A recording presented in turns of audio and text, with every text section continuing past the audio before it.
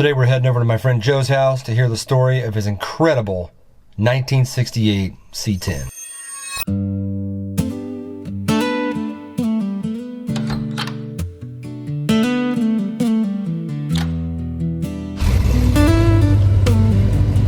Every build begins with an idea. Long before the paint shines and the engine comes to life, there's a story taking shape that most people never see. That's the story I want to hear. Not just how this truck was built, but why. I'm Brent. This is Backroads and Chrome. All right, let's start from the beginning. Tell me where all this started. So it started with my dad. I grew up in his 68 Chevy, so they're part of me. I don't have a single childhood memory that doesn't have that truck in it. I don't know, I just grew up around them, so that's a home feeling to me. So you've owned quite a few trucks over the years. What kept pulling you back to them? To the 68 specifically, it's because I grew up in it. It's the one I have spent the most time in, the most miles in, the most smiles in, and I know the most about. And it's just, it's part of me. So it's the body style that I gravitate towards. My dad still has his. He drove it for 31 years and he bought basically the same spec of truck, but it's a 2003 with a 6.0 and a 5-speed. Looking back, which one was the hardest to let go?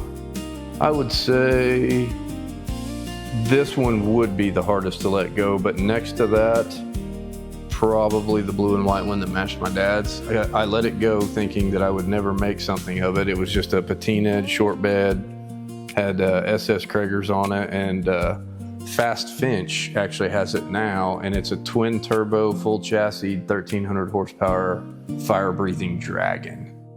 Somewhere along the way, you ended up at Chrome Shop Mafia. How did that happen? So I worked at a fab shop directly out of high school. I interned out of my welding program at Bruner's Fabrication, and they built toolboxes and headache racks for semis. And then I did that for 8 or 9 years, and then Chrome Shop Mafia hit me up about a job trying to upfit semis for a TV show on CMT. So we went and did that, and I ended up running that shop for another 9 years after that, and that's how that kind of came about. And when I quit there, I bought my own semis and started running my own trucking company and helping some friends out, and they helped me get started in it, and we all kind of pulled our trucks together and hauled some liquid and grain and had a good time, and away we went. Was working on TV anything like people imagine?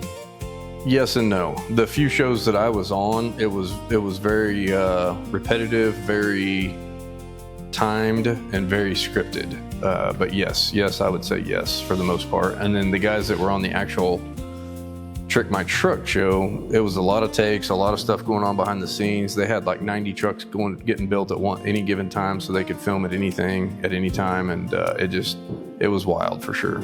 After building some of the nicest trucks in the country, what makes this truck behind you so special? My cousin built this one, so I didn't even build this truck. I kind of had some influence as far as how it got built or the direction it took, kinda. But my cousin built this one for me. I just get to enjoy driving it. I didn't turn a wrench on it hardly at all. But physically, he did all the manual labor on this truck for sure, and it wouldn't be what it is without him at all. So tell me that story. I've heard little bits and pieces of it over the years. Why did your cousin build you this truck? So I had a truck. I lived out in about a mile east of here, and he stayed with me for a period of time, and we built one. He built one largely. It's very similar to this one. It had a garage door sign on it, and it was just a hot rod truck, and it was cool, very cool. And he lived in Tulsa at the time for a short stint, and he took it down there. And from what I remember, it's been a minute, he was power drifting around a curve, hit some cinders that they had left on the road, lost control, ended up smacking a curb, broke the axle, hit a telephone pole about right here in the cab, had it wrecked back from Tulsa to my house, just out here in southwest Missouri, and we parted it out, whatever, kept what we needed. Then the tornado happened.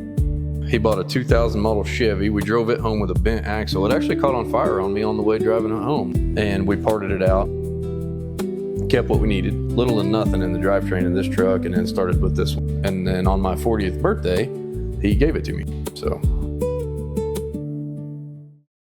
What does it mean every time you climb behind the wheel?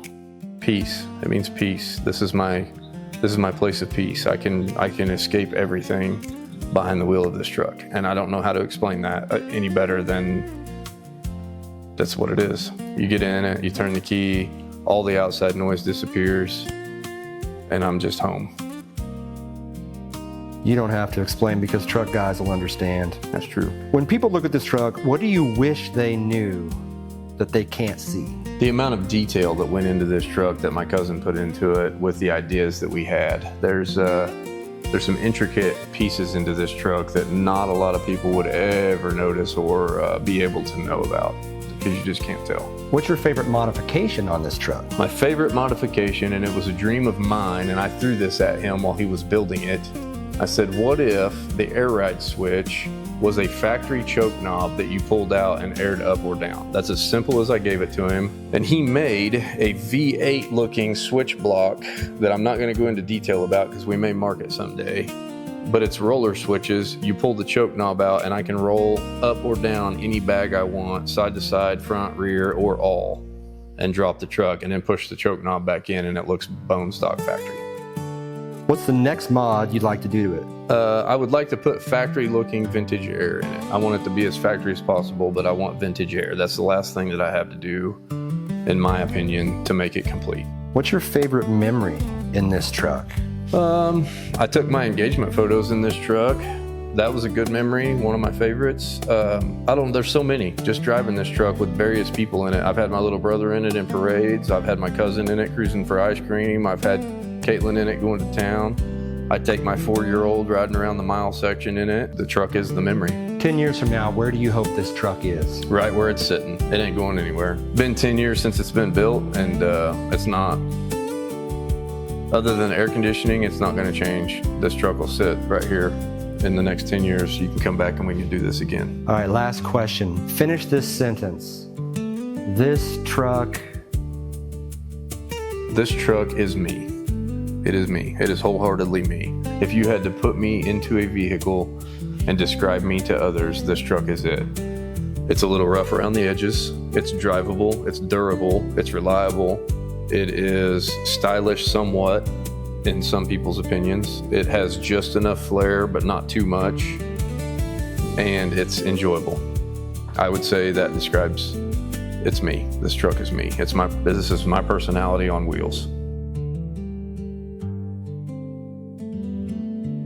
Some people see an old truck, they see faded paint, worn steel, and something from another era. But if you spend enough time around people like Joe, you start to realize that's never really what these trucks are about. They're about the years that shaped us, people we met along the way, and memories that somehow keep riding with us, mile after mile. Maybe that's why these old roads still matter. Not because they lead somewhere new, but because every once in a while, they remind us where we've been. I'll see you down the road. Every featured build receives a limited edition shirt from Blacktop Apparel. See link in description for more info. Thank you for supporting stories like these.